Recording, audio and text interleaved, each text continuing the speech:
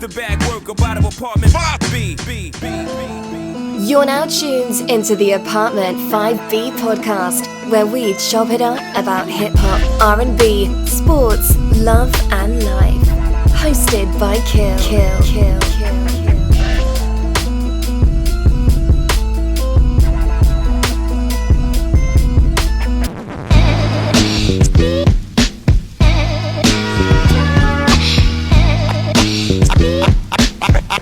I hate telling good people bad news. I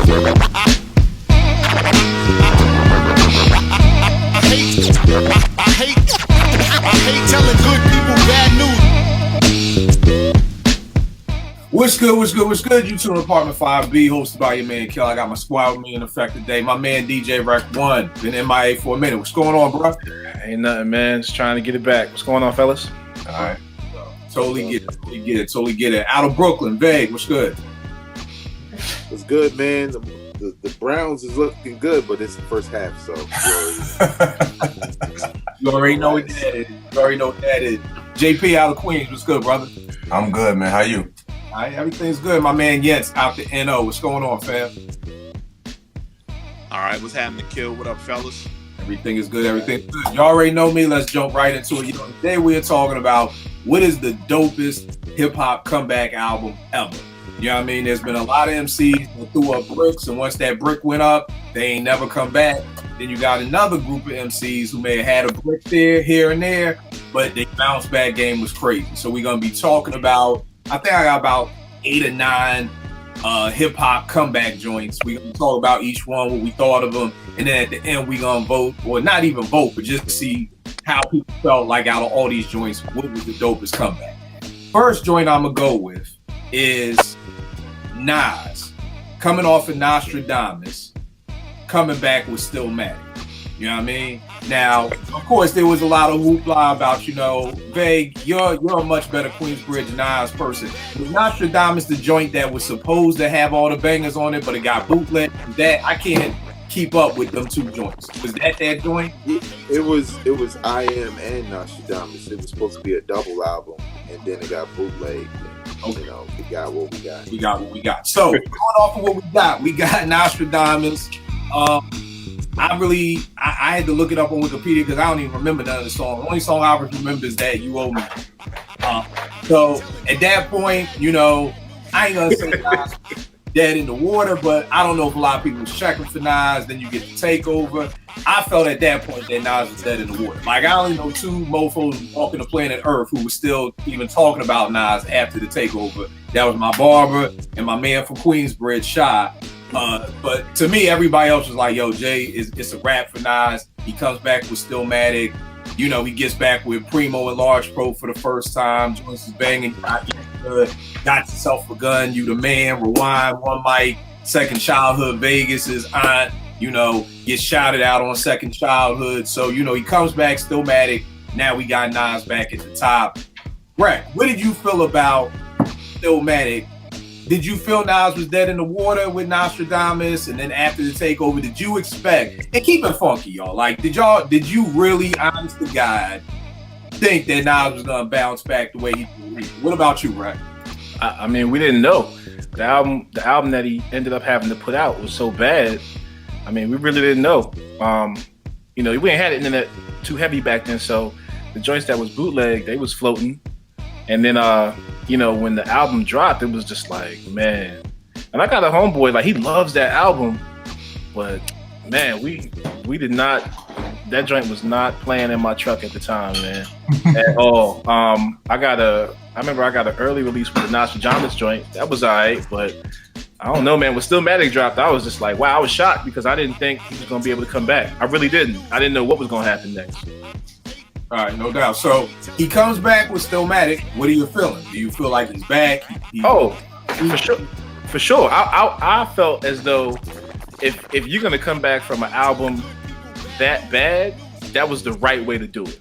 That was a great album for him to say, okay, well, hold up, this is what happened. Let me get back on my horse and get back to what I really do. Because it felt like he had people, in his ear telling him to do this, do that.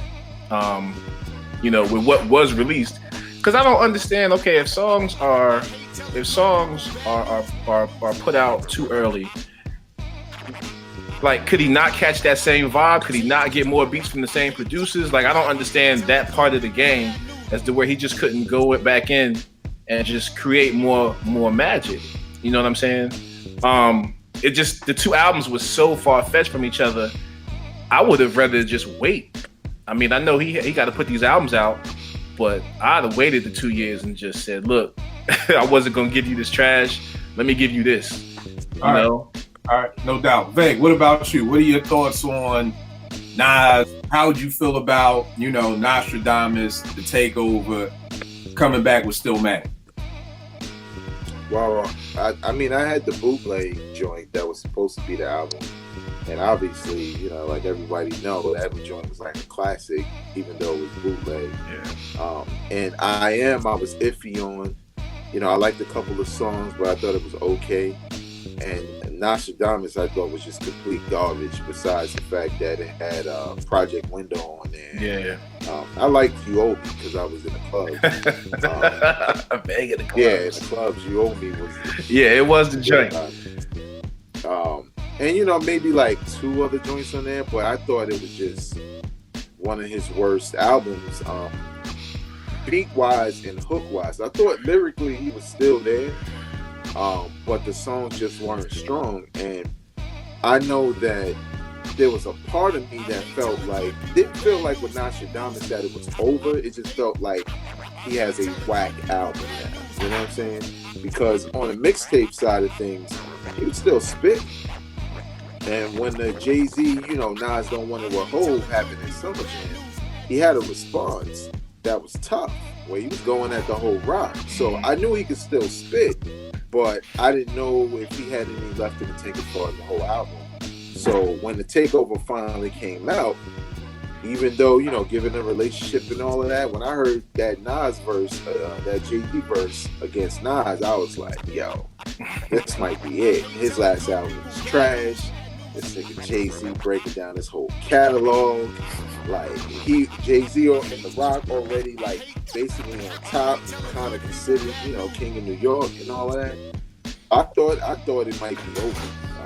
But I was holding out because he didn't really respond like that. He just had a freestyle. And then when I heard Ether, like, you should have saw the smile on my face, man, because it was like, nope, he ain't going. This is exactly what it should be. And when I heard Stillmatic, I was actually surprised at how good Stillmatic was, because not that he wasn't capable, but it was more than I anticipated as far as what was dope. Because you're talking about having two albums that you dropped that aren't that good or up to the standards that he set, to coming back with something that was like, it just felt like he was back. And I remember being in, I was living in Baltimore, but I remember coming to NY when the whole Ether and all that was happening and Stillmatic was out. Yo, it was all over the radio. Like, every Nas song was all over the radio. It was all in the streets. It was whether you hear somebody like Who's the Man, or Second Childhood, or Ether. It was dominated in New York City. And Jay-Z felt that at that time, as you could tell through the interview he did or whatever. But I did feel like, damn, Nas he's back. Like, I couldn't believe it. You know what I'm saying? Because I really thought it might have been over with all of that I just said. So, yeah. No doubt. JP, Queens representative, what was your thoughts on the whole Nas situation? I think, after it was written, man, and then I Am and Nostradamus, I was just like, I can't say I really written them off, but then I was like, yo, these beat choices are horrible. You know what I'm saying? That was the first thing that popped in my head. And then I noticed, I was like, he's using the projects for every album cover. Maybe he need to get off that. You know what I'm saying? Like, he changed his picture, but it was still the album cover. I mean, still the projects in the background. I see what he was doing, but I was like, something need to change. And I can't say I've written them off, but I was like, he got to do something. And I think when I first heard, because I wasn't a big fan of Ether. I hated the beat. You know what I'm saying? And it was just like a bunch of name calling on that record to me. But You're the Man, when I heard that shit, I was like, yo, And then I saw that, the album cover was gonna come out. I was like, okay, this might be something, and it was. So I was happy. I can't say I really written them off, but I wasn't like amped. You know what I'm saying? After those 2 other albums, like what his next release was, until like I kind of heard You the Man and Got Yourself a Gun. I was like, okay, he might have something here. So I was definitely impressed when he dropped Stillmatic. All right, no doubt. So for everybody, that was his dope comeback album. Like, yeah, 100%. No doubt. Comeback album. No doubt. All right, next joint I got up.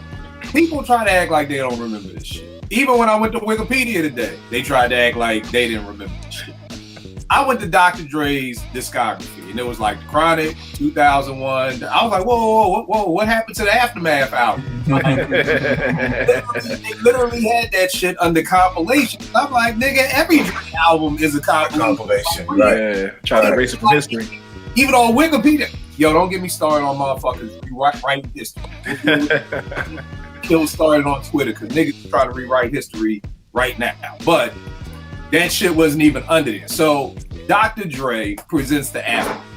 For folk out there who do not know, Dre had an album out before 2001 after he left Death Row. Mm-hmm. The shit was whack. I mean, the shit was whack. Been done that. I don't know what that was. I don't know what the video was.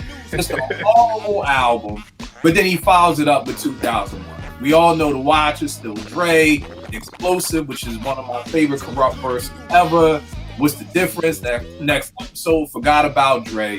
What were y'all thoughts on the Aftermath and then coming back with 2001? Because for me, I felt like, yo, this is whack. I was just like, damn. To be honest with you, I don't even think I paid that album too much. I don't think it put a dent in my mind about Dre, because Dre takes so long to make albums. I didn't know we was ever going to get another Chronic. So I think for me, I wasn't even thinking nothing of it. Like, Dre ain't an MC, so we may not even get a Chronic Part 2. Like, I don't think we started hearing about, what was the joint that never came out? Detox. Like, I don't think we started hearing about Detox till after 2001. Yeah. At the end of the day, I never knew if we was getting another album from Dre. I just kind of looked at it like, all right, whatever, No, he wasn't really making a lot of beats at that time either, so I kind of just looked at it like whatever. So when 2001 came, it was definitely, I don't even think I looked at it like a dope follow-up or a dope comeback album. I just think I looked at it like a dope album because, like I said, I guess for me with Dre, I never took him as an MC or whatever. But Rec, what did you think of the whole Aftermath Presents in 2001? The Aftermath Presents, I don't understand that whole. I'm with you, Kill. I didn't get it. The video, I didn't get it. And I kind of didn't really look at it as a Dr. Dre album. I kind of looked at it as just like he just had to put something out. But when 2001 dropped, man, I was shocked because I didn't know what we was gonna get. That's a 4 year, almost 4 years between the albums. Mm-hmm. Yeah, he came super hard on that one. I was surprised, man. He brought a group of guys together that we had never heard of, and pulled it off, same as he did with the Chronic. So I love that album, man. It's a dope album. I think comeback wise, if we're gonna consider that, a comeback, that's another way of how you do it. You come back to where you can shut cats up, and then the tour behind it and everything that happened after that. It was, without that album, I don't think Aftermath would be what it is. That album catapulted that label to stardom. Right. I mean, it just did, between the tour, Eminem coming out, and right before, and it was almost as if like everything happened at the right time. Just how big hip hop was getting on the mainstream and everything else in the tours. Because back then, the tours was crazy.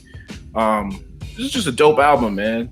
Dope album. I just the whole Aftermath thing, I wasn't feeling. With Eve had a joint on there that was horrible. And that's the only person I can honestly tell you who had a joint on there. Other than that, I don't know. Right. What about you, Vag? Yeah, I thought that Aftermath shit was trash. I remember, somewhat being excited for it because, it was new Dre. But then I remember seeing some of the guest features and I started getting iffy because I'm like, I'm thinking of Chronic, NWA Dre. And, you know, even though it had Eve and like KRS-One, I think was on there, it also had David Bowie. And I was just like, I was kind of like, wait, what is this?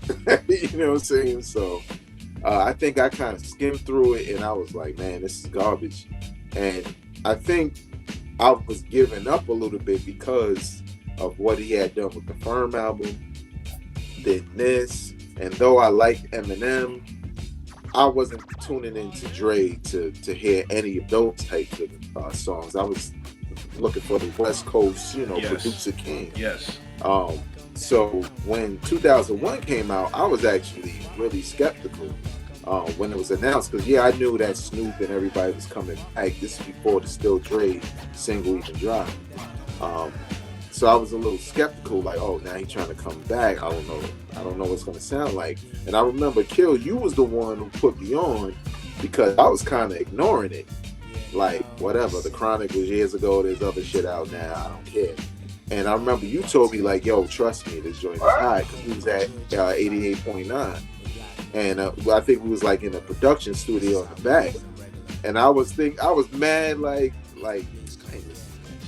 mad stubborn, like I ain't listening to that shit. I know that shit trash.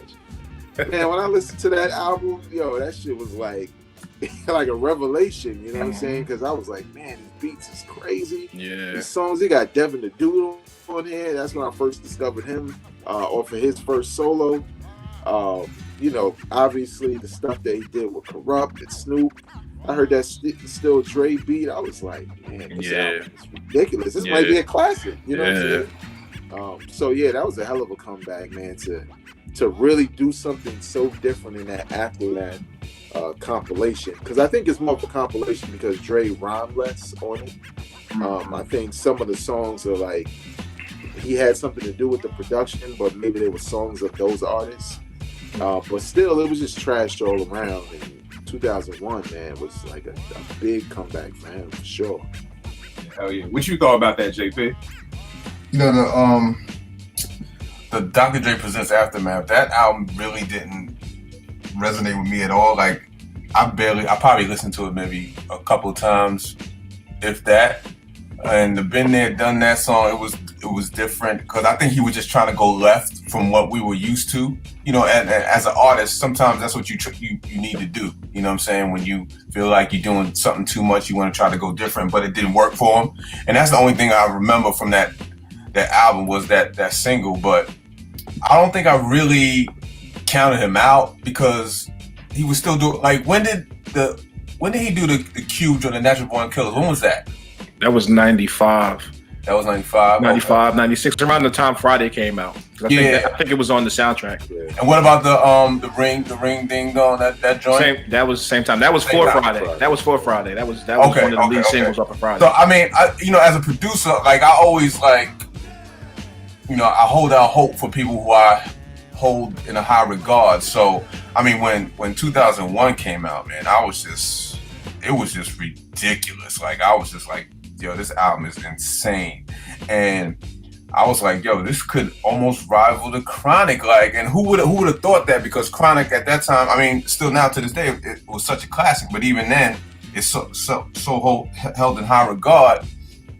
But when he dropped that Chronic and Eminem being on there and all that, and the joint with what Finesse did about his brother, that joint was ridiculous to me. You know what I'm saying? So it's probably one of the best comeback albums ever. If we calling it that, it's definitely one of the best in my opinion. It's funny you talk about that. What was that? The ring a ding dong. What was that? Like, keep the heads ringing or something? Yeah. Funniest thing. Okay, we at 889 and my man Cool DJ Frank back in Philly. I'm trying to get the airtime and like tighten them cars. Like, all right, let them send down a mix, and as the DJs, you know, I was like, y'all go to one. Like, you know, I don't want nothing to do with this, my man, but y'all.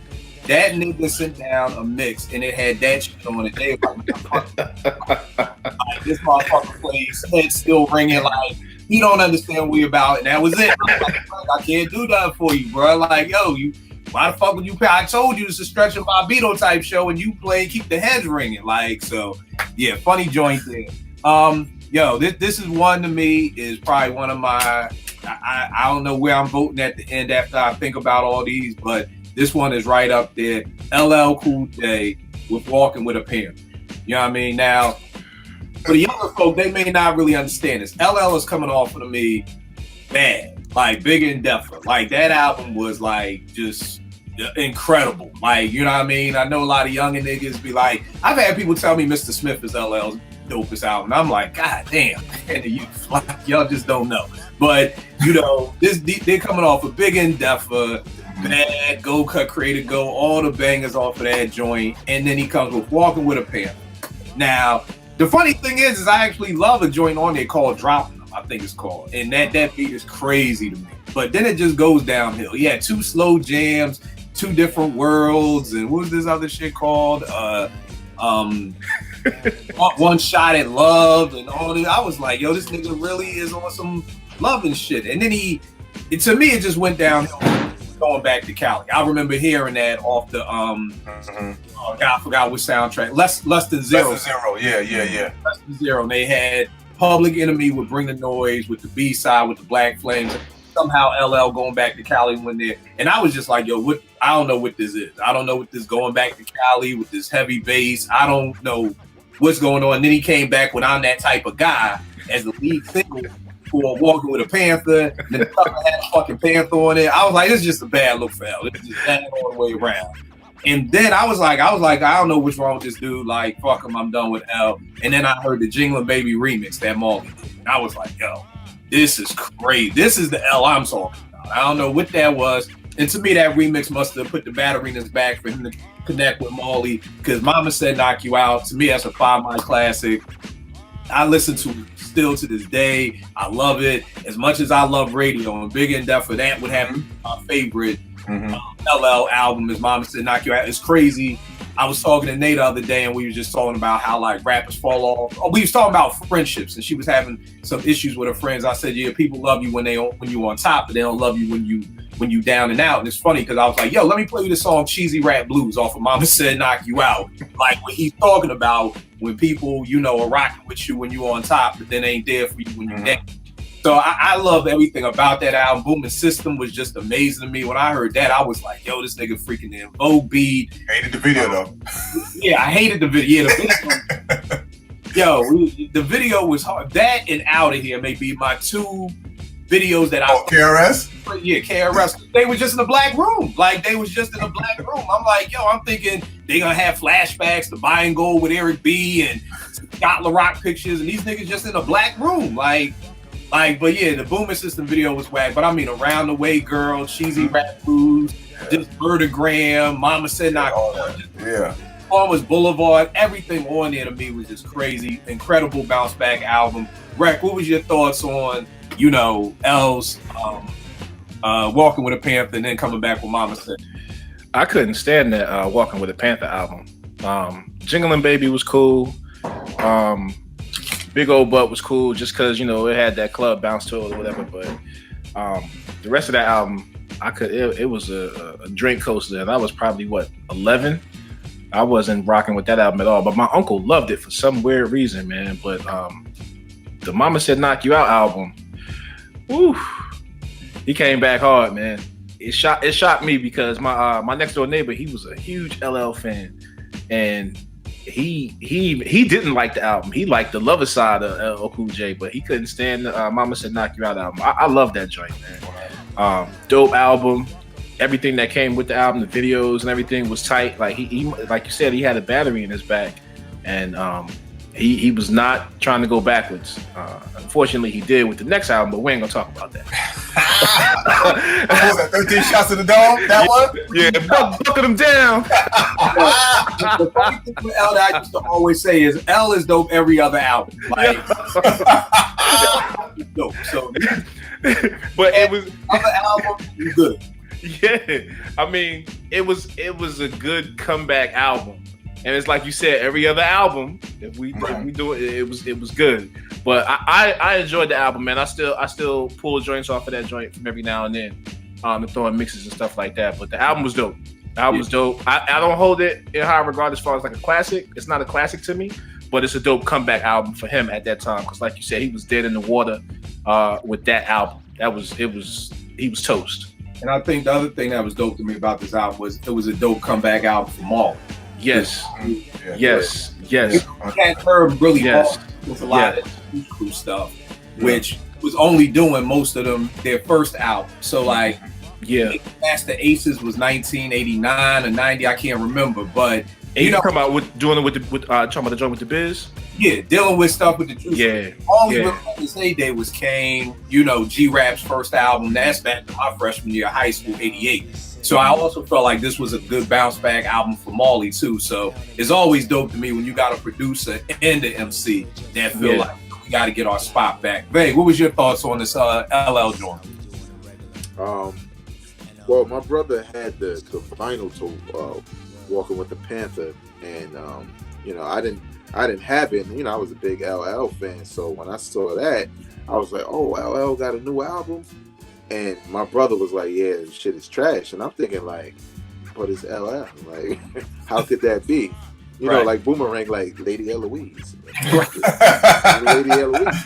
That's kind of how I felt. Like, but it's LL. How could it be whack? And I remember, man, like, even though back then we didn't really have the skip button, man, I was hitting that fast forward, like, what is this? Like, fast forward, stop. Okay, here go the new record. Damn, what's this?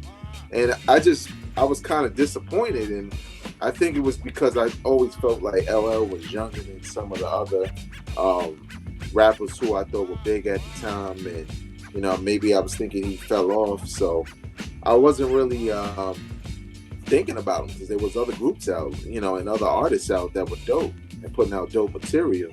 And I remember when LL did Rampage with EPMD, and I was like, God damn, LL got the best verse on here. And, you know what I'm saying? I was like, you know, maybe he gonna come back. I don't know. And I remember hearing that he was working with Marley Marl, and you know, that name is synonymous with classic dope hip hop and artists. So I'm like, man, I can't wait. And I remember when I saw Mama Said Mama Said Knock You Out video.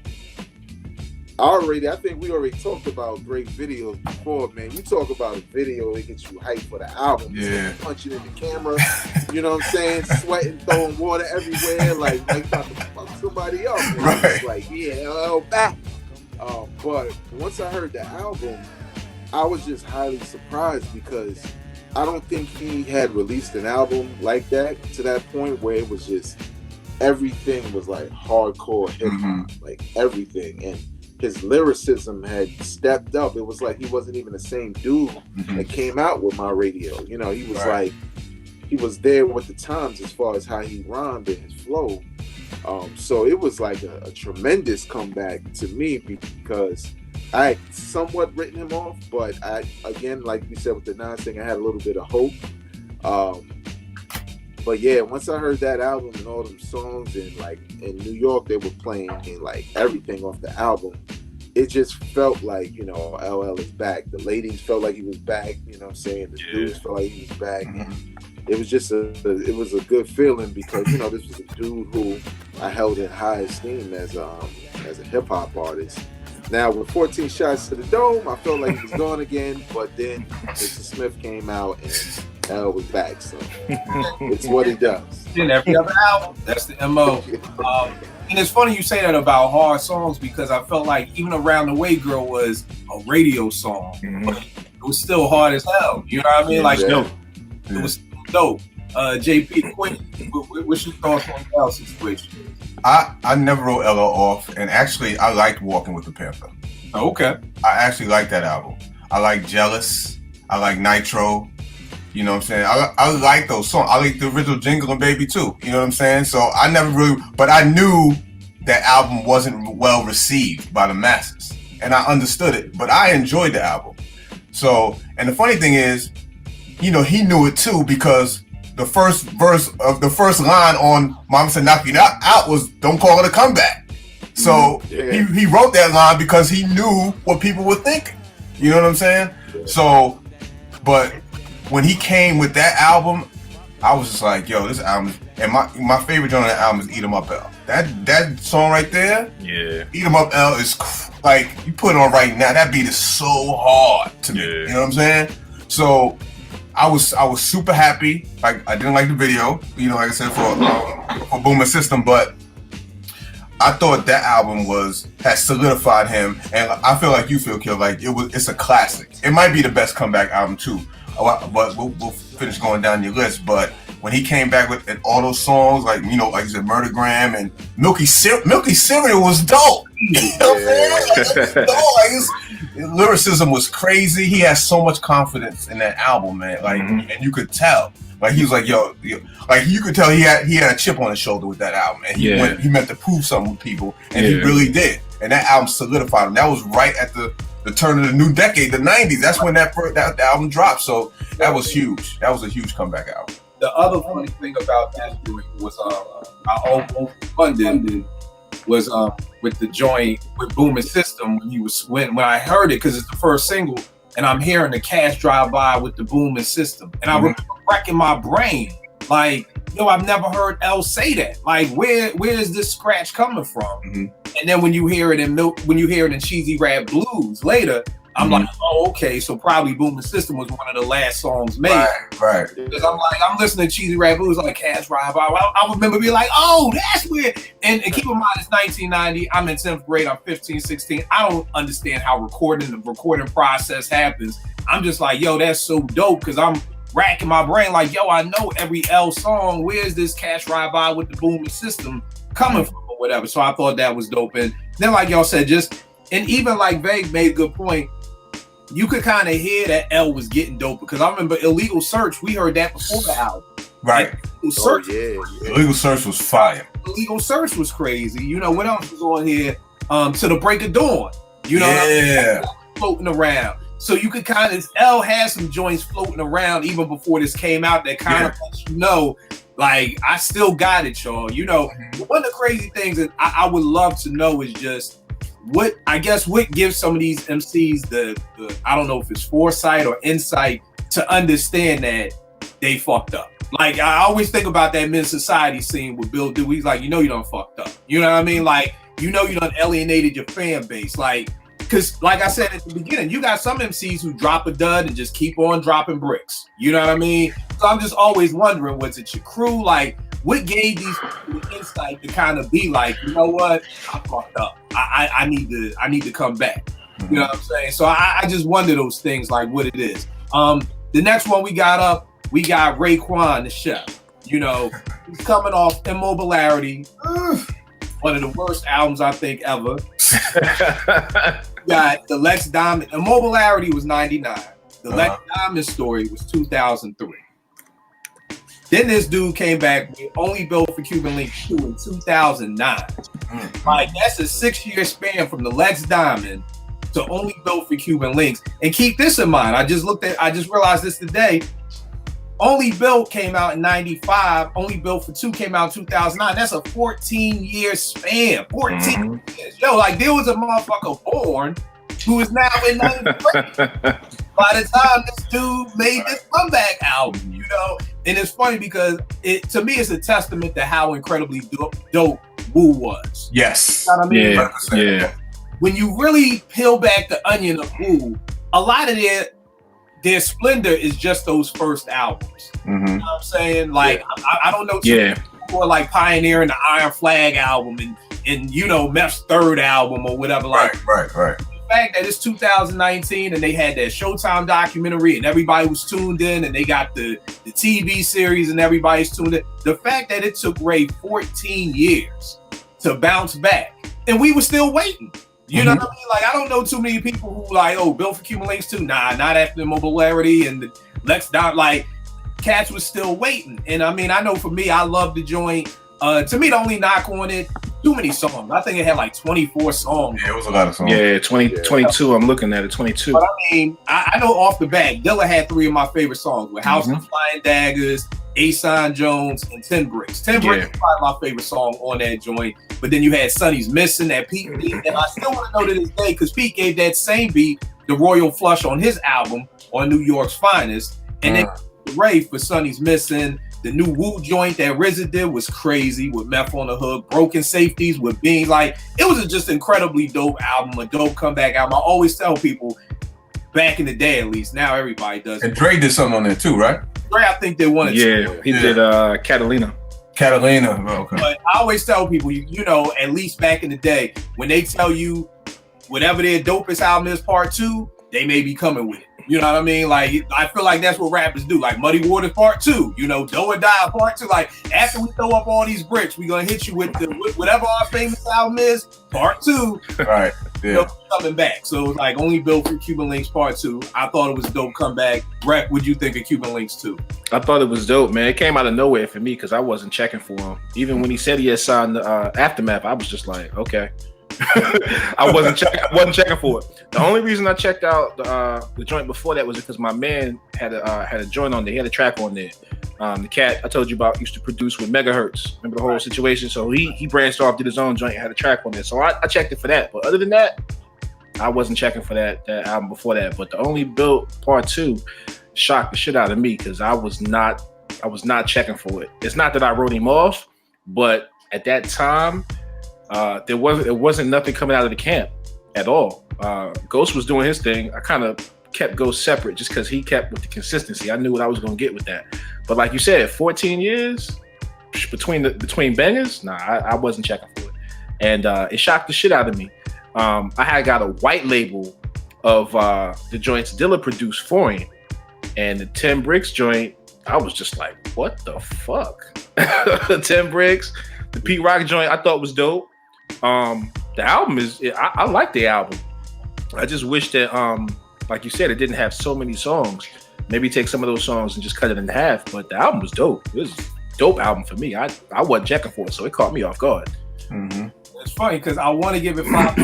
There's too many goddamn. Yeah, it's too many songs. It's way too many songs. Like, yo, Ray, you deserve it, but goddamn, you needed a better executive producer. Yeah. What about you, man?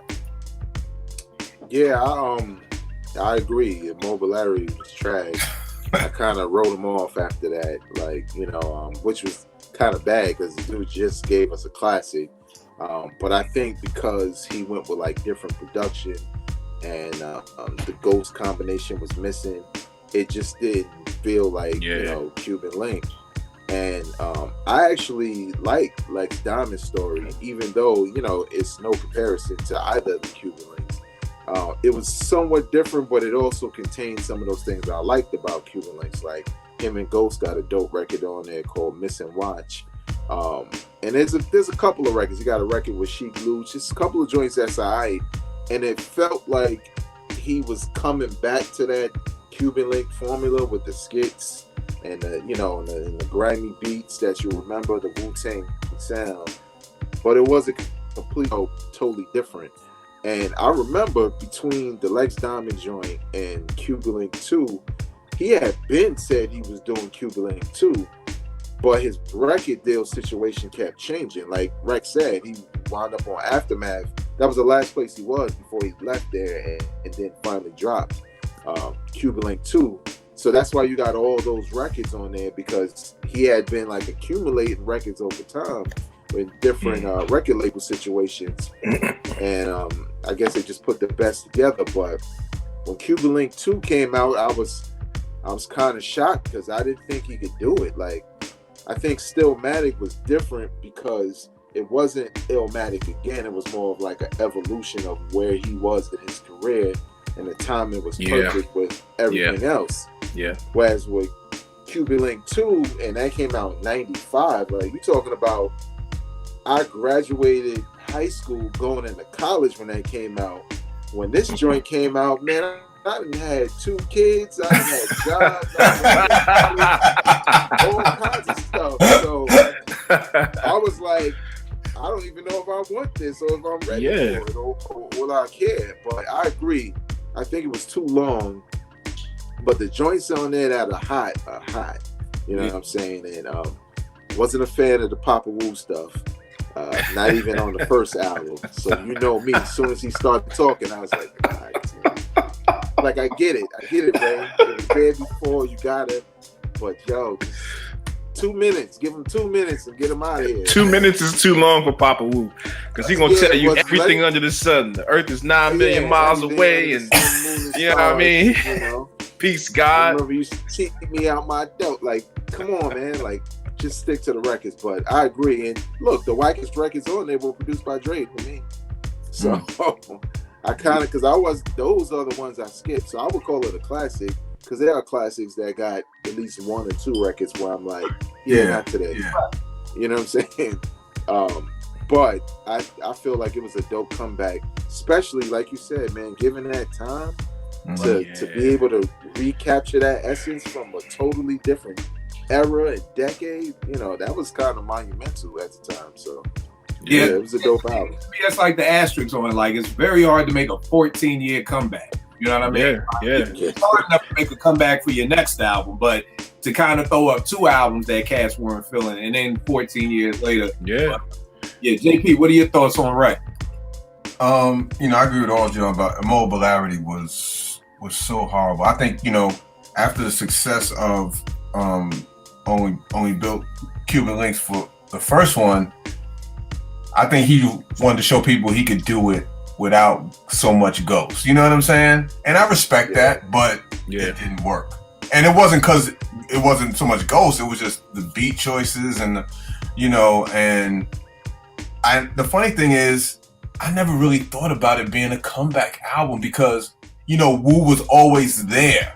You know what I'm saying? As a collective, each individual, you know, and I know he only had those, you know, 2 albums in between, but in such a long time, like you said, Kills, it shows the testament of the impact that Wu had. It's like, but then when he finally dropped the second one, I was like, yo, this album is crazy. It's kind of crazy. Like, it was unexpected. Like Rex said, it was unexpected, and I truly enjoyed it. Like the 10 Bricks joint, like you said, Ason joint and stuff. And I like the Dre joints as well. So I mean, I was definitely pleased. Too many records. Yeah, you could have trimmed the fat a little bit. Could have chopped that down to like 15. You know what I'm saying? Maybe 12. But it is what it is. And I think, you know, people always, you know, those who are fans of Wu and fans of Ray always liked his style of rhyming. So that is always the way he rhymes. He's so descriptive, him and Ghost with stuff. So I mean, it's always appreciative. You get them right beats, man, you good. And so when that album dropped, man, I was definitely like, yo,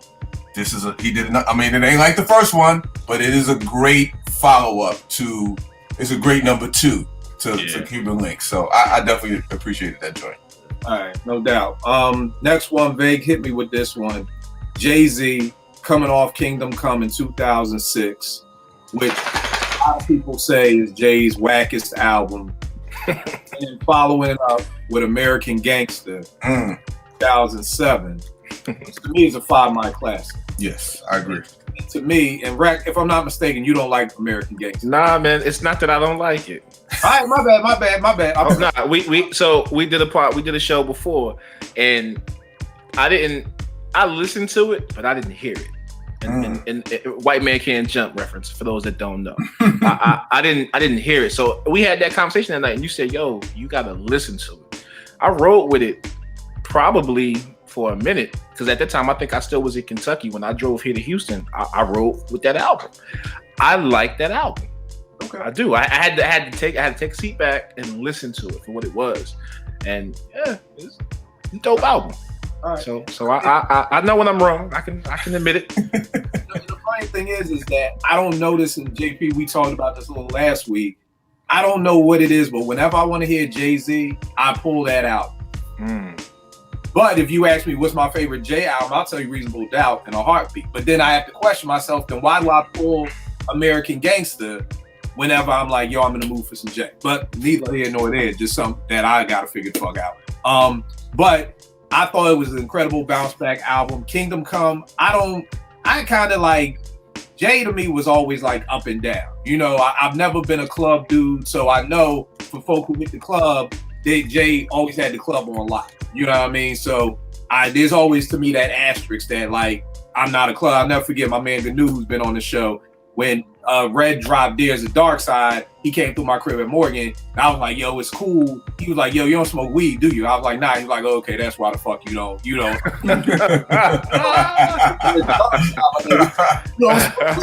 there you go. So I've had a lot of Jay people tell me, nigga, did you go to the club? Oh, well, that's why you don't like Jay after this point, because you wasn't in the club. So it's like the asterisk on me.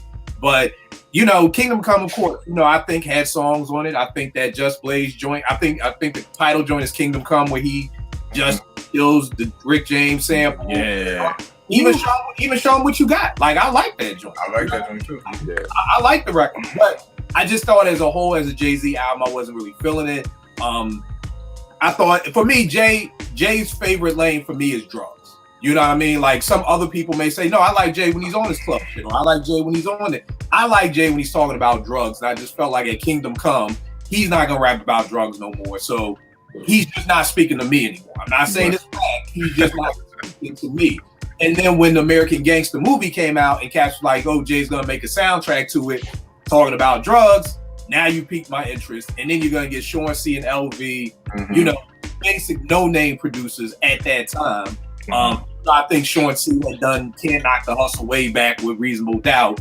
I felt like we're back again. You've got these two hungry producers who want to prove their worth, so they're going to give him some incredible beats. Puff is going to bring his added musicians to it. And it's funny because my man was over here one day. He's like, man, fuck Puff. He raped them for the public and everything. And I'm like, I get that. But if you listen to American Dreamin', I can show you how it would have sounded if this was just on a drum machine versus the live instrumentation.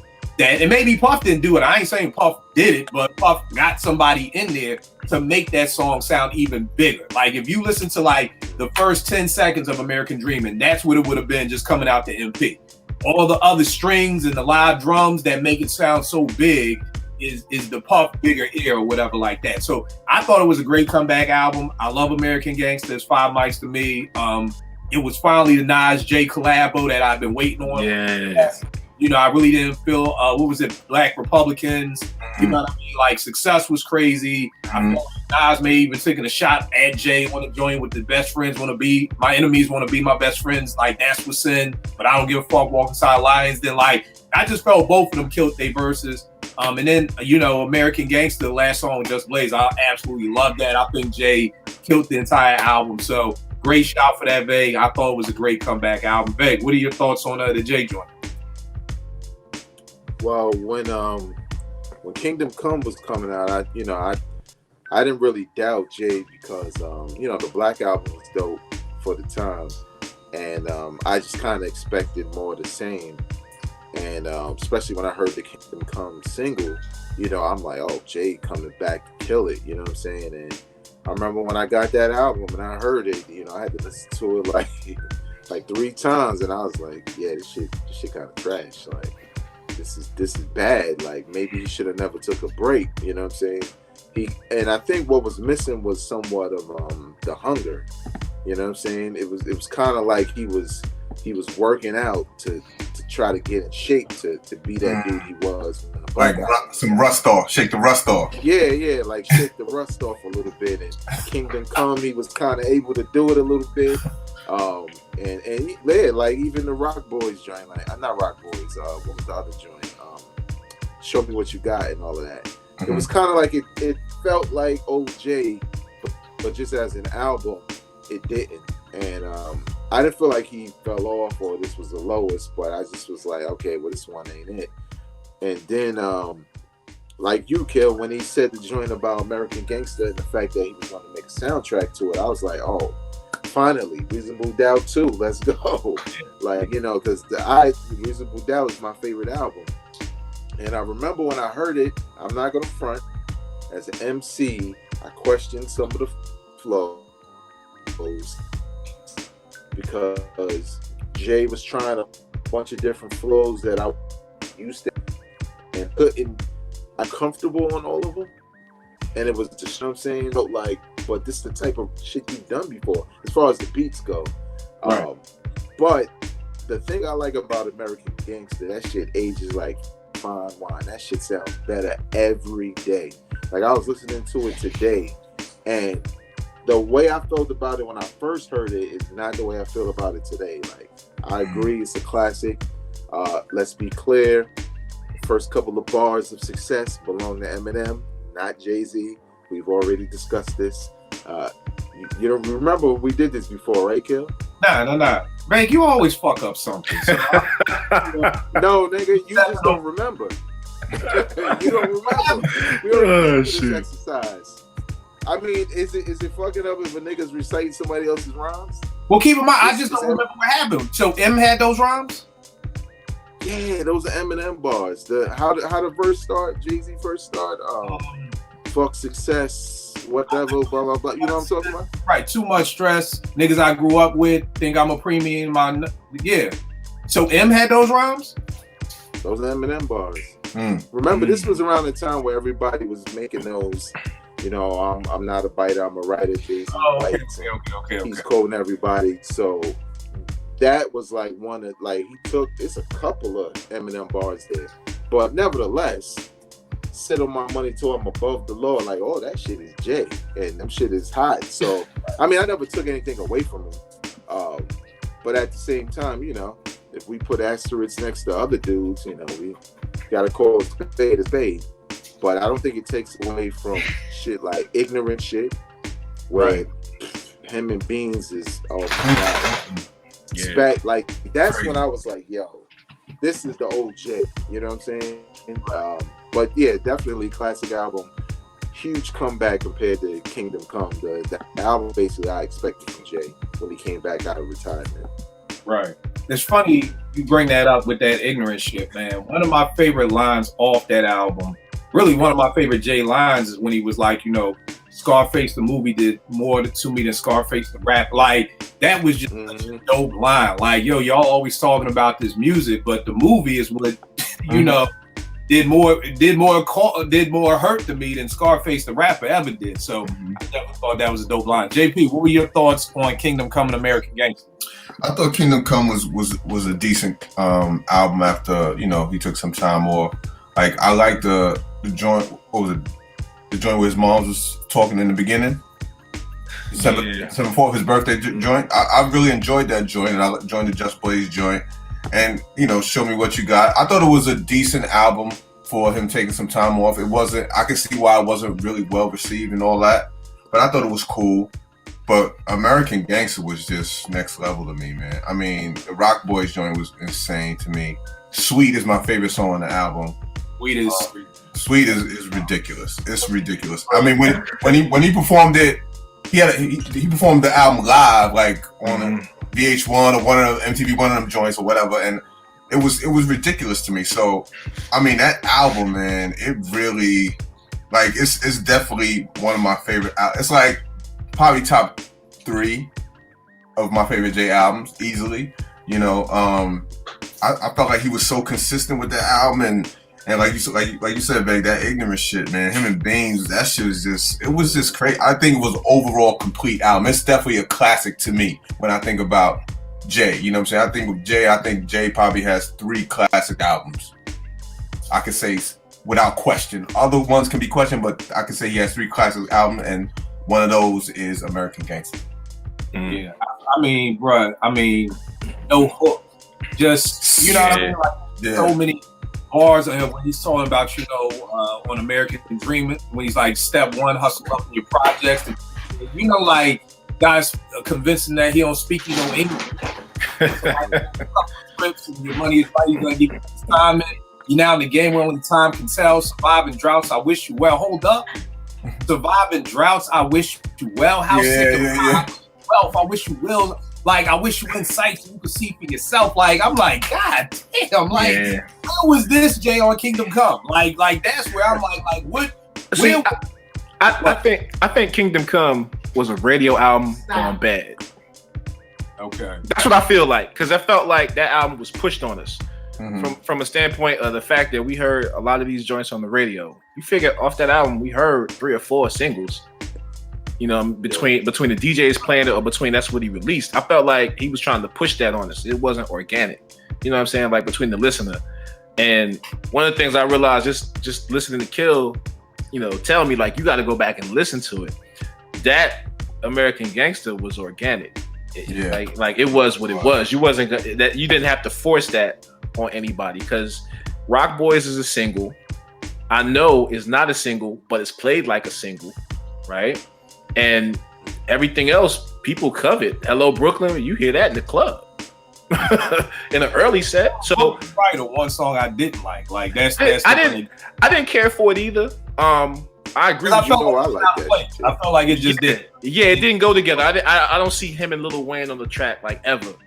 But it just felt way more the whole that album. And when I went back and I listened to it, I said, okay, I see what Kill was trying to get me to understand. It felt way more vintage in his pocket.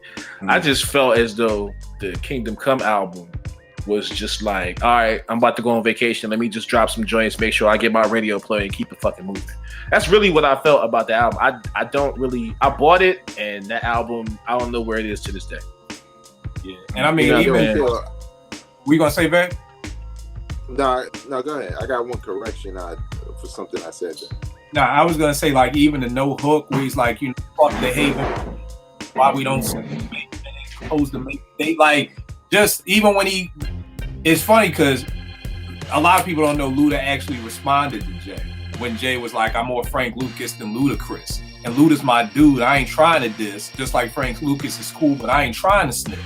Yeah. Or Big Boy's joint, this Big Boy's second album, he's got a joint on here called In the A with Ludacris and T.I. And Luda ends his rhymes with, some of you niggas might out-trap me, but none of you motherfuckers will ever out-rap me.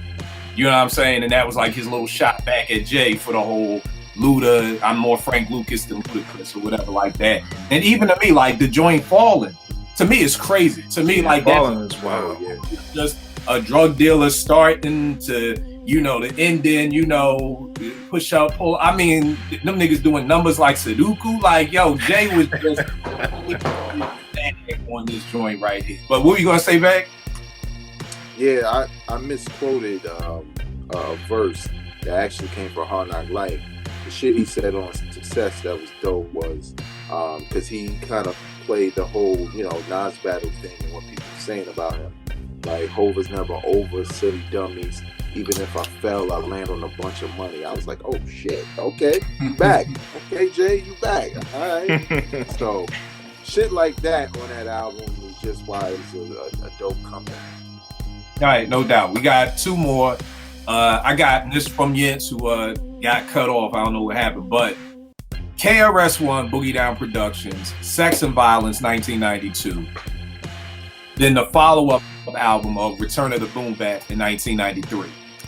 Sex and Violence, I think I was done with KRS after that. Like, I think for me personally, I had probably been done with KRS probably after the Blueprint. You know what I mean? Like, I wasn't, to me, criminal-minded and by any means KRS, he just wasn't the same for me. Production-wise, even bar-wise, as far as an album. Like, again, I'm old. I'm used to putting in an album and enjoying the whole album. Now, of course, Sex and Violence had Love's Gonna Get You. They had, his albums had dope songs on it. But I mean, the album as a whole. By Sex and Violence, Duck Down to me was whack. I was like, this just sounds like you yelling at me. 13 You didn't like Duck Down? I like Duck Down. 13 and Good is questionable as hell to this day. And I'm like, I still don't know. I'm like, who was the engineer? Where was Child Protector? What the fuck was going on? The wildest part is they did a video. Exactly. They did a video for Sex and Violence. So, you know what I mean? So to me, KRS, I had stopped checking for KRS for years, but when I heard Return of the Boom Bap, once I heard he was getting with Premier, you know what I mean? Because my biggest knock on him was just the beats. I'm like, these beats aren't dope.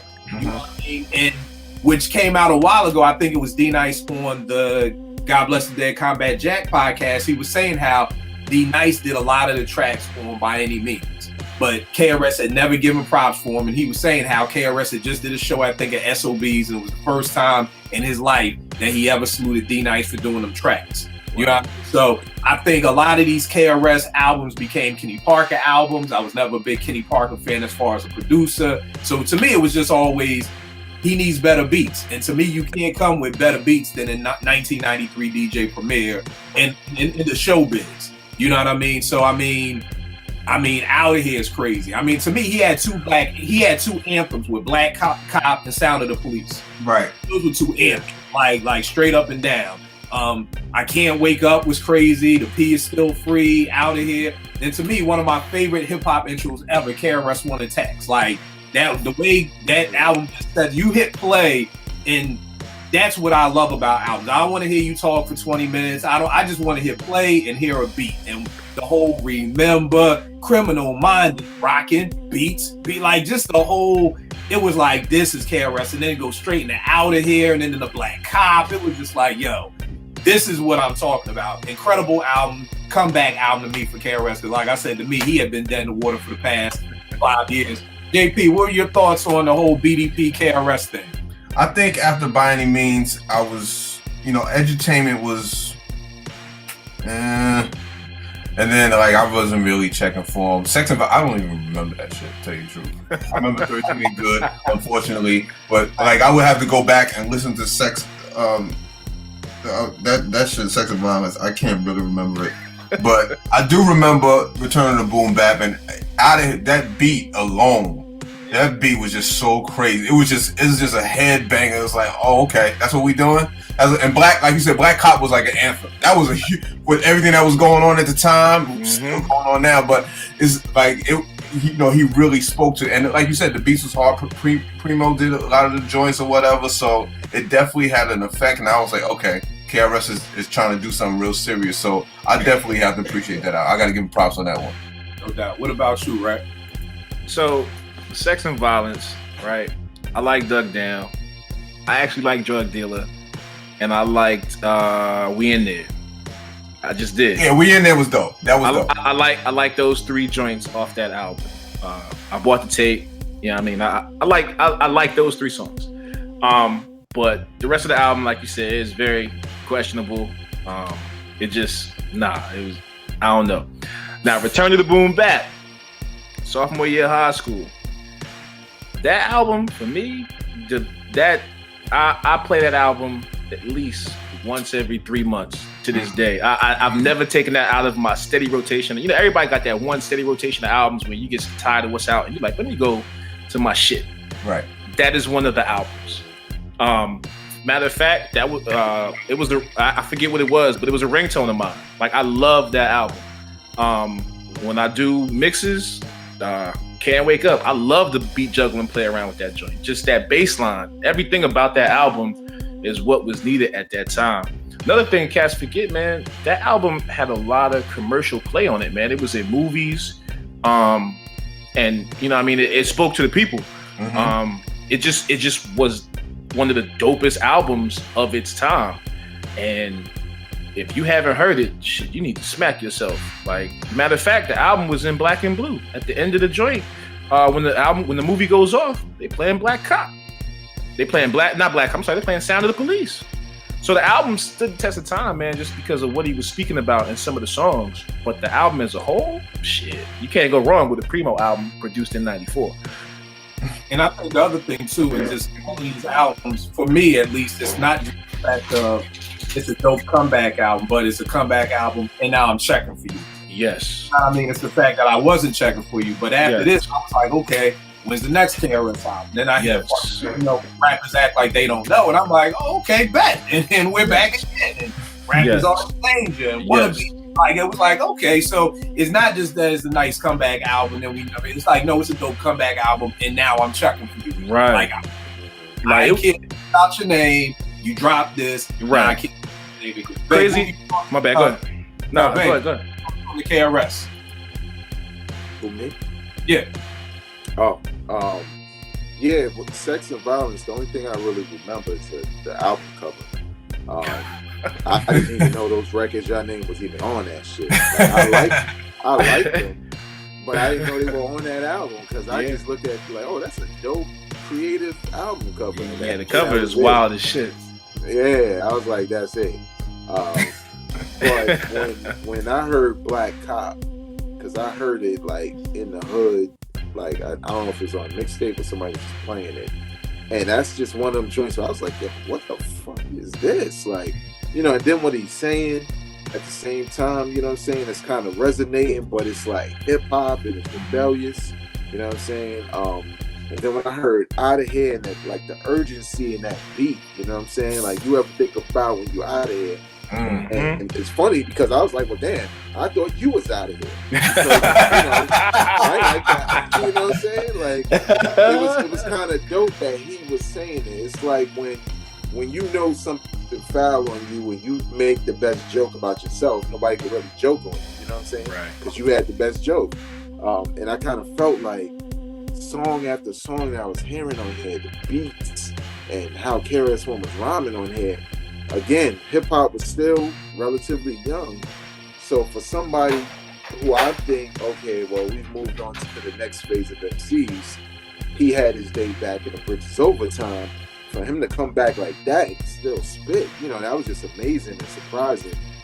And, you know, kind of made me happy as a hip-hop fan. I bought that album, like, right away. And like you said, Kill, that just made me check for him after that. And, you know, he fulfilled that, like, Step Into the World, all of that, all of them just kind of had me like, yo, I can't believe KRS-One is like not putting out anything whack, and it's the 90s, you know what I'm saying? So it was pretty dope to see that come back. I don't think that album gets named enough for that time frame. Right. Like that album doesn't come up like Black Moon and because that's all the same time. Yes, I don't think it comes up as much as the rest of those. It definitely got looked over. I think just because of the albums you just named. But I mean, come on, man. Out of what 14 of these joints, 8 to 10 of them are bangers. Right. That's a good percentage. We used to walk around the hallways and sing, "Uh-oh." Somebody would be, I swear to you, like I can't make this stuff up. Right. So that's the importance the way the album had, man. That album resonated. If you was a teenager when this album came out, that album spoke to you because you felt it. But I think it's too, like Veg said, you know, we're talking about an old school MC. We're talking about the restaurant from 1980. Yes. Right. A lot of people just were more enamored with the newer cats, with the Black Moon, with the Wu. Like, who are these new people that are coming out? But like you said, and it always takes me back to a time to remember when a pre-Bad Boy, when people could still bang hip hop. You know what I'm saying? Because people act like nobody danced before Puffy came around. Like nobody knew what a club was. There was never a party. But I can recall because the frats and the sororities would come to me to help me hook them up for their step shows. And I'll never forget, I was hooking up one of my homegirls who was a Delta, and they was like, yo, we want to come out, the rappers act like they don't know. You know what I mean? And that's huge. You know what I mean? Right. Yeah. A group of shorties who probably don't know nothing about this. Don't know what it is like, nah, we wanted to go like rappers act like they don't know, and then we're gonna go into this. And I'm like, damn, y'all are coming out to KRS. Like, do y'all even realize it's like 1995 and y'all are coming out to KRS-One?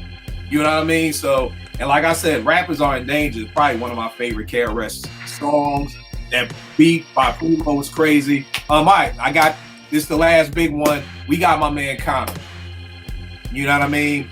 We're coming off like Water for Chocolate, and you know his dopest album commercial wise to that period. Of course, The Light was a huge song. People have it in their weddings. Everybody loved The Light. And then he hits us with Electric Circus. You know what I mean?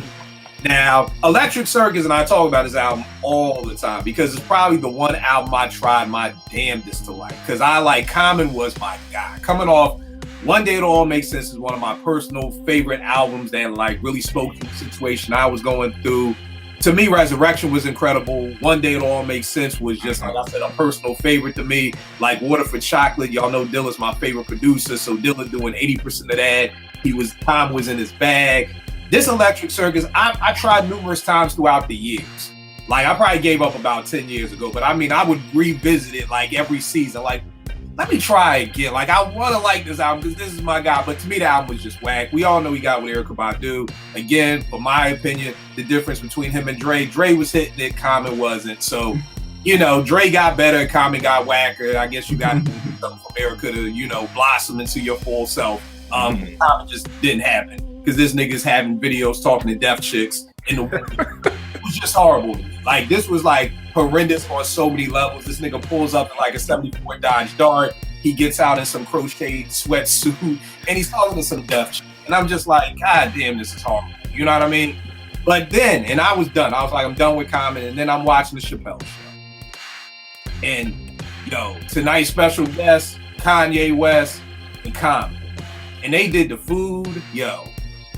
I was like, this shit is crazy. Like, my man Apex at the time, we used to work together. The next day, as soon as we walked into work, we both was like, yo, did you hear that new cop? It was like, that was incredible.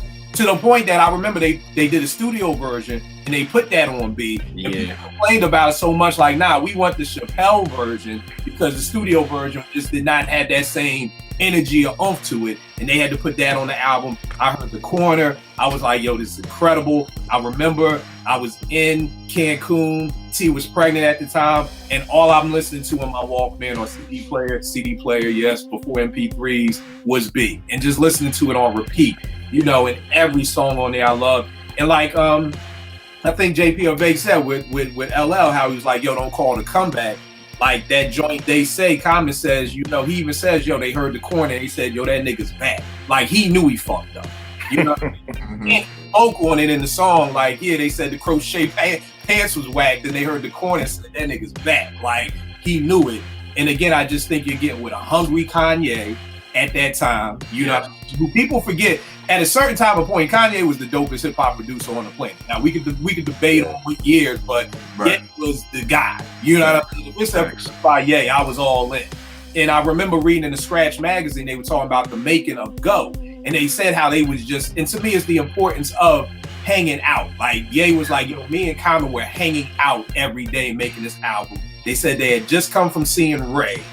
They was like on 100. They was hyped. They was like, let's hit the studio. And then they ended up making Go.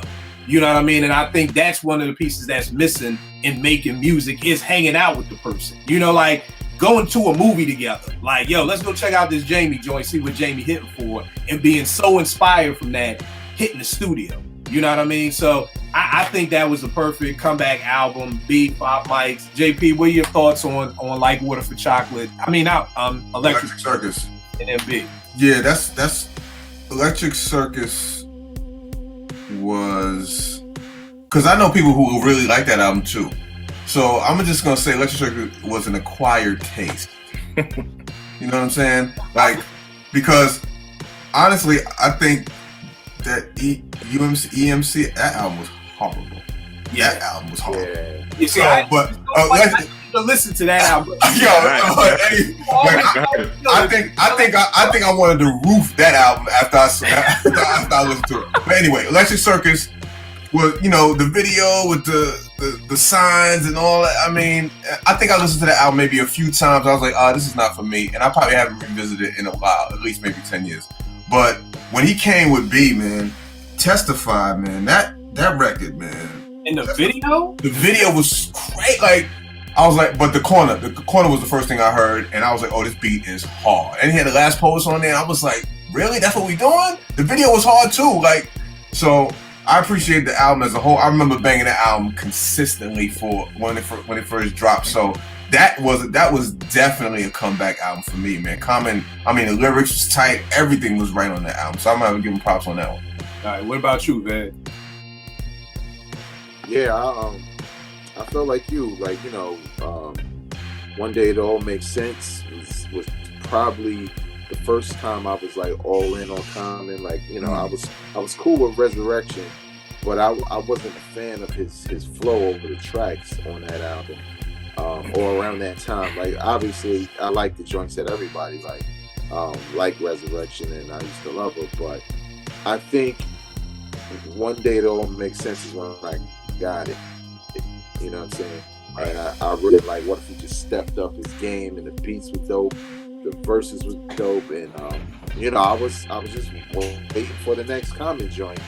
And I should have known when I saw the sweater hats, the bewildered look in his eyes every time he was around Erykah Badu.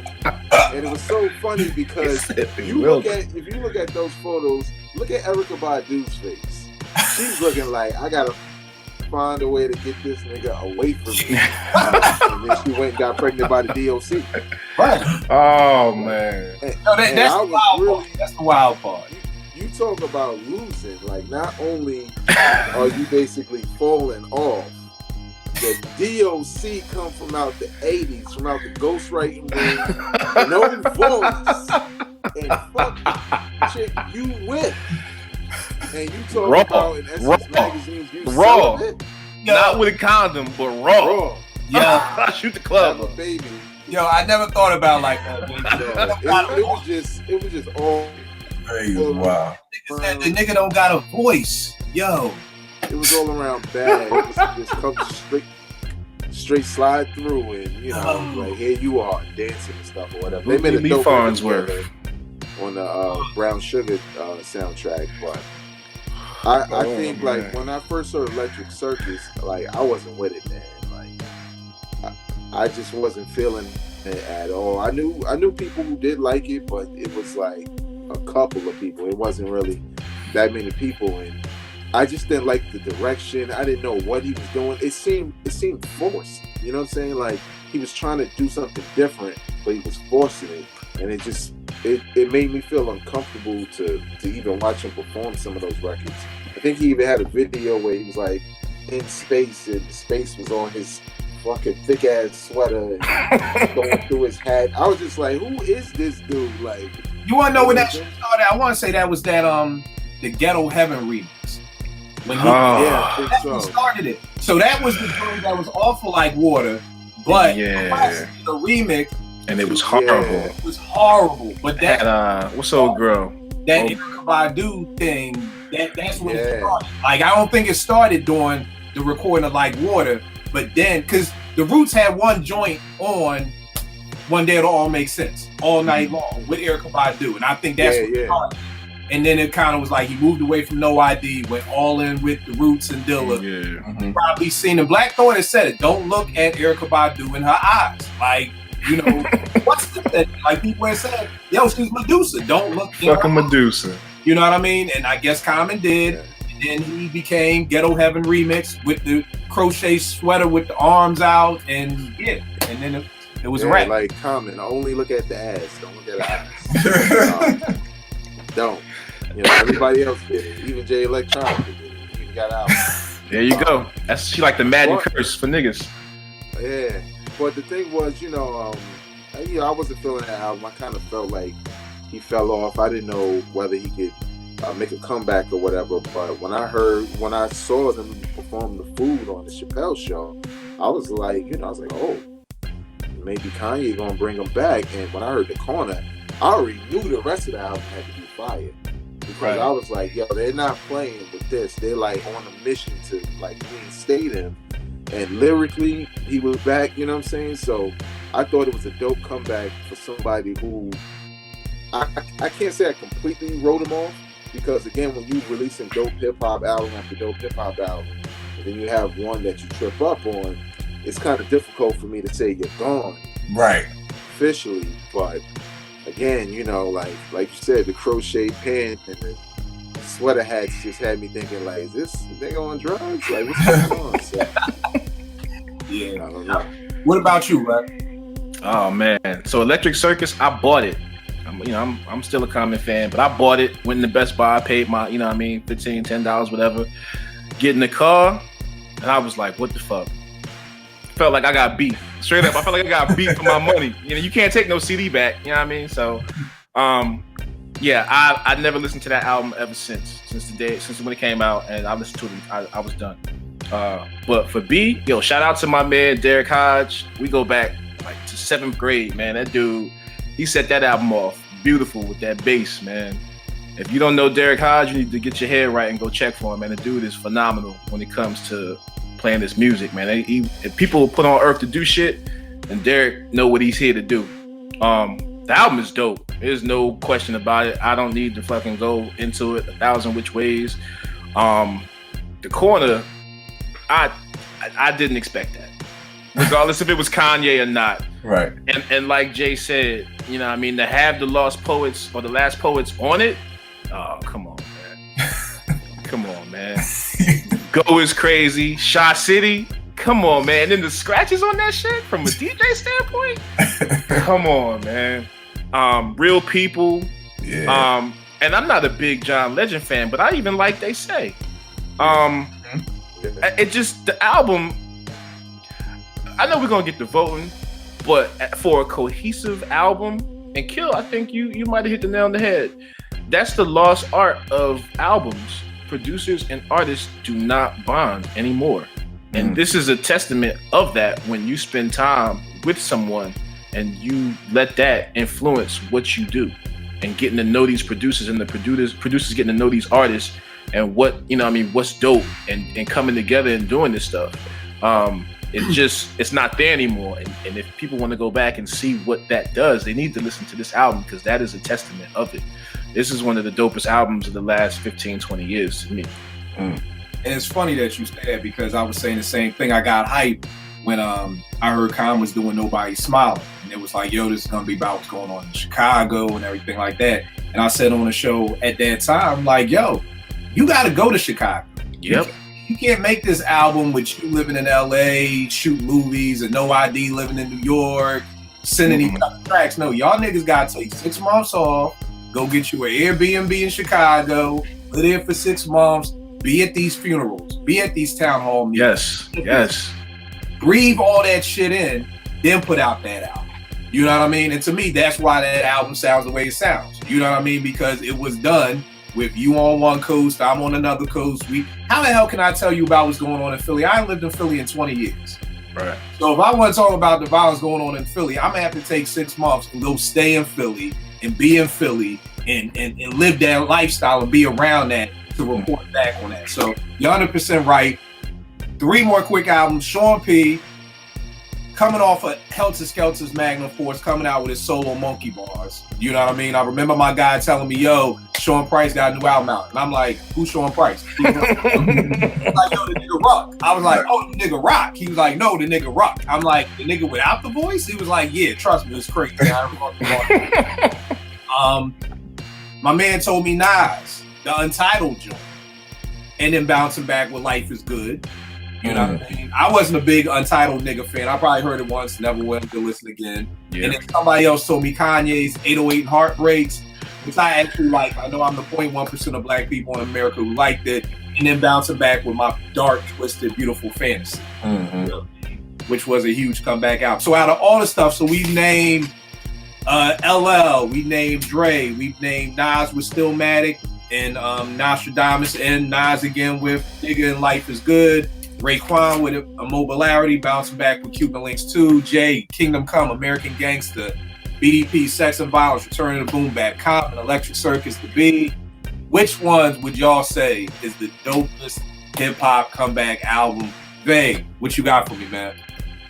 I'm gonna go with Stillmatic, man. I think because of what happened with I Am, what happened with the Firm album, what happened with Nostradamus, and then the takeover, the power on him. Like, it just felt like it was over because he had a couple of attempts at still being dope, and those albums and those songs wasn't hitting, and people were losing a lot of faith in him. By the time Nostradamus came out, people felt comfortable saying, I think it's over. Like, he fell off. Because people were like, yeah, I Am was okay, but let's see what the next one is. And like Jay said, the album covers being the same, and you're a kid, then you're a man, and then you're now you a pharaoh. You're a fucking pharaoh, then you're a Jedi on the loud shit. Oh man. Jedi on black. You know what I'm saying? So it was just kind of like, all right, nigga, all right. You know what I'm saying? But it kind of felt like it was something that we liked, and it's run its course. And Jay-Z's on top, and he's just shitting on him, and his whole history is done. You know what I'm saying? And to not only come back with a battle rap that worked, you know what I'm saying, and to have songs to back it up, to show that not only could he still spit, but he still made great records, that it showed he had progressed since Illmatic, was coming back to something like Stillmatic. I think one of the most underrated parts of that album is the intro, because he cancels all that shit, letting you know this is not Illmatic Part 2, this is not Esco, this is a new man, this is what it's gonna be, but you're still gonna love it. And again, the energy that was behind it, like being in Baltimore and having everybody playing that album and gloating about it and how dope it is, and then coming home to Brooklyn and the same energy is there in the whole city, like going to clubs and all of that, like Got Yourself a Gun, that shit was rocking in the club. And you know, that be like a dance record, you know what I'm saying? Right. Nah, but them harps come on, that shit go crazy.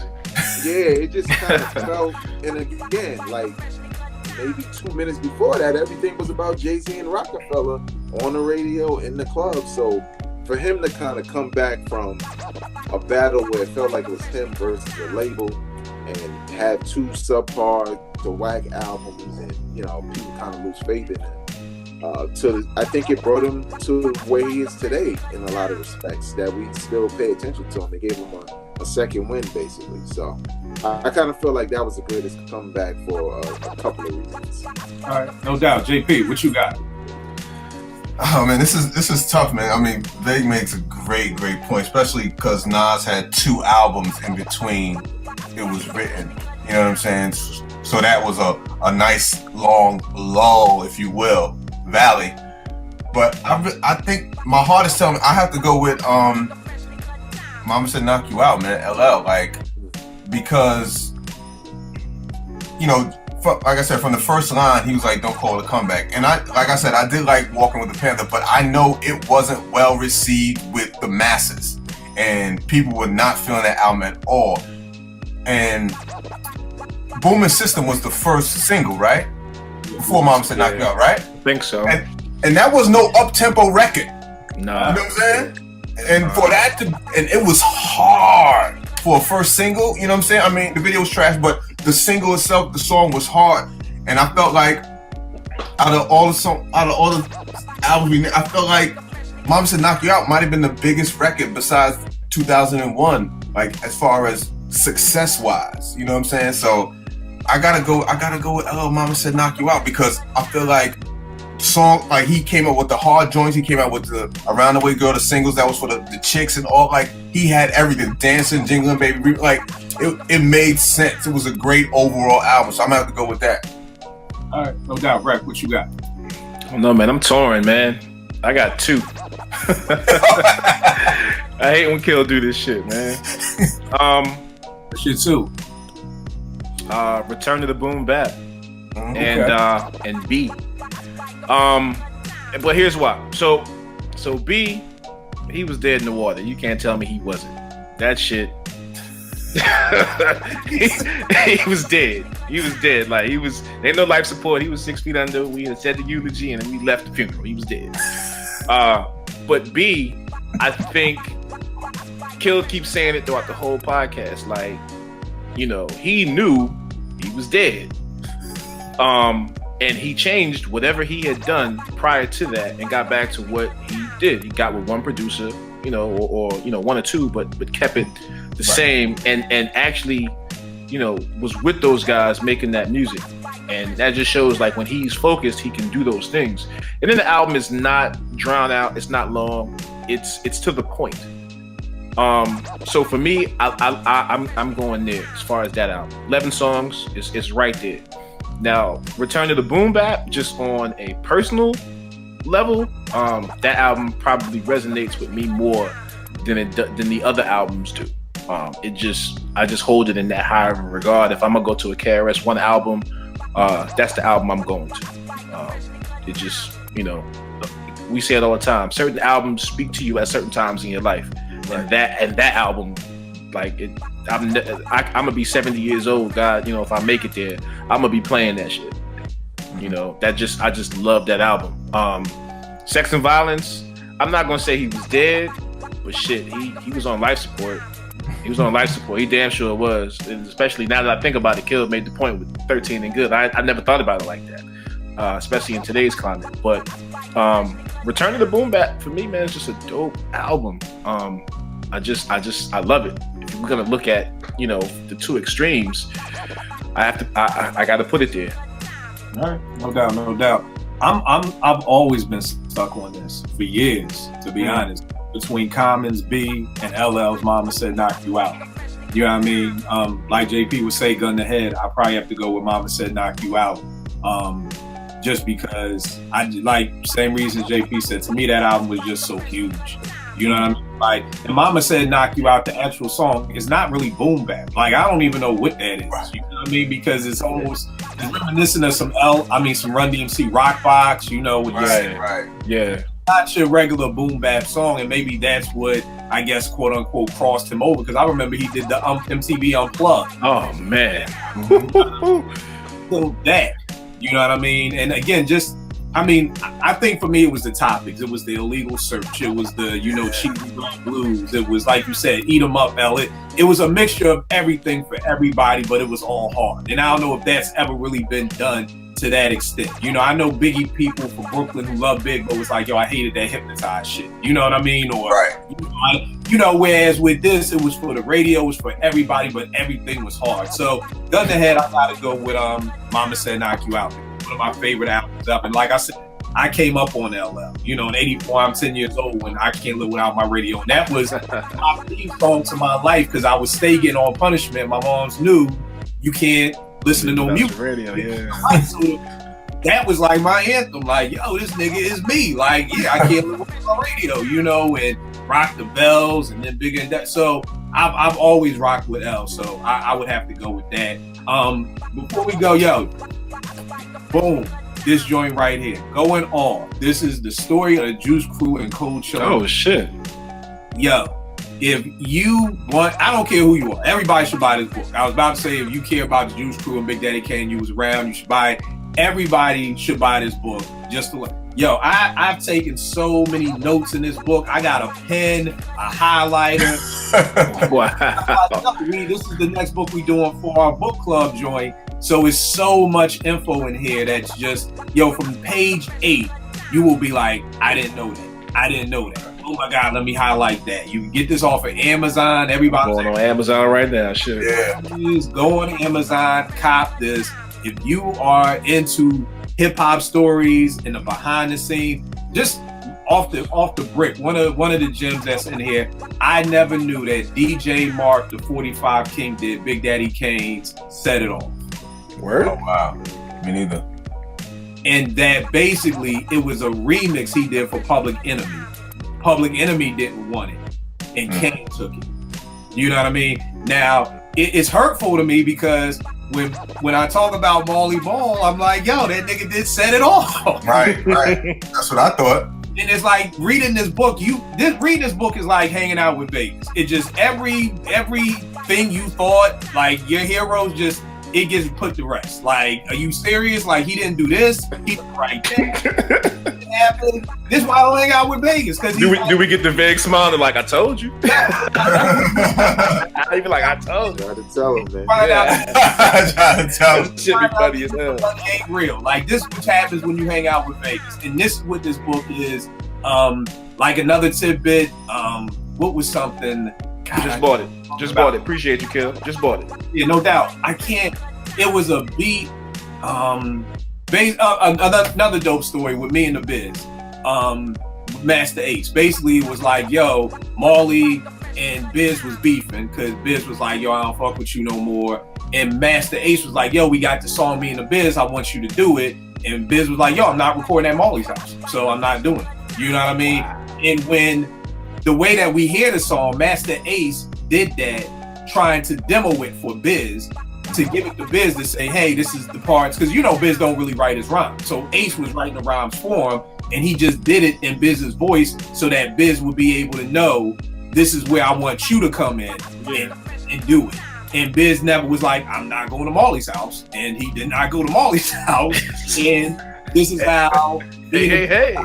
So, like, I'm a hip hop fanatic like that. Y'all are into stuff about behind the scenes stories and, you know, things we never. I was telling Vague before we got on, you know, we were talking about if bringing a record to if you're bringing a record to a session, are you the producer? And so for years, when, you know, everybody was like, oh no, I brought them records, you know, but I'm like, all right, Kane, but did you just bring the Emotions record for Ain't No Half Stepping, and then Marley came up with the Heat Wave and the ESG and all that? Kane is like, nah, I brought all of that shit. Like, I brought everything. I said, here are the 4 records I want to use. This is what it is. You know, Ace is saying the same thing. Like, yo, we went to my mom's house, we found this, we got that. Like, it is so many dope stories in here. Easy Mo talks about how he got put. Don't tell us the whole book now, man. If we're gonna read it, what you got to do, son? What you doing? It'll be here Saturday. No, trust me. This book is 280 pages. I told you 4 stories, but you're right. Okay. Let me stop it. But yo, amazing stories. And just when you keep in mind that we're talking about Shanti, Ace, G-Rap, right, Kane, they even talk about the Jizzle, you know, Big, and just all the behind the scenes stories of making all of their albums. And like it's the rise and the fall of Cold Chillin' Records. So it's a very dope, very dope book. Can't wait to read this. If you've never heard of the Juice Crew, still do your homework, buy the book and check it out. Very dope. The book's $20. If you ain't got $20, man, slap yourself. Yeah, just don't go to McDonald's. Don't get a Popeye's chicken sandwich. Just buy there you go. Good money with that. JP, give them all the information, good brother. Where can they get at you? Where can they buy your albums? On IG and Twitter, JPaz Music, JPAZ Music. You can go to the website, jpazmedia.com. I just dropped a new free EP called Listen. And I got another free EP up on there called #Mood. So that's where you can get to that. All right, no doubt. Rec, give them everything, good brother. Twitter is at DJRec1. Instagram is the same. New mixes will be up probably, if not this weekend, on Monday. That's it, man. All right, Veg, give them everything. You can follow me on Twitter and Instagram at Vegas World INC. You can check out my YouTube channel, the B-Roll Network, and the show That Time in Hip Hop. All right, and y'all already know what it is with me, Kiddo889 on Twitter and IG. We'll make beats for food. I will check y'all next week, y'all. All right. Peace.